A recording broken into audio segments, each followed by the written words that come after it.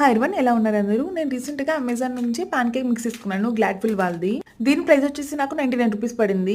దీన్ని తీసుకోవడానికి main reason ఏంటంటే దీంట్లో ఆర్టిఫిషియల్ కలర్స్, మైదా, ఇంకా ప్రిజర్వేటివ్స్ ఇలాంటివి ఏమి ఉండవు.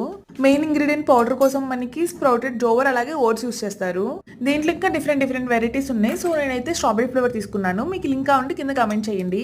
సో నేనైతే మా బేబీ కోసం కుక్ చేయడం స్టార్ట్ చేశాను. సో దాని వెనక ఉన్న ఇన్స్ట్రక్షన్స్ ఫాలో అయిపోయాను. అక్కడ వాళ్ళు ఏం మెన్షన్ చేశారంటే మనకు కావాల్సినంత like 2 spoons or 3 spoons pancake mix తీసుకోమన్నారు. దాంట్లో మెల్ట్ చేసిన బటర్ అలాగే పాలు వేసుకొని మిక్స్ చేసుకోమన్నారు. ఇక్కడ నేను చేసిన మిస్టేక్ ఏంటంటే పాలు ఎక్కువ పోసి బాగా పలుసుగా మిక్స్ చేసుకోవడం వల్ల పాన్ కేక్ అనేది సాఫ్ట్ గా వచ్చి కొంచెం అంటే ఉడకనట్టు అలా అయిపోయింది. అలా కాకుండా నేను నెక్స్ట్ టైం కొంచెం పాలు తక్కువ వేసుకుని బాగా థిక్గా మిక్స్ చేసుకున్నాను. అప్పుడు ప్యాన్ కేక్ పర్ఫెక్ట్గా వచ్చింది.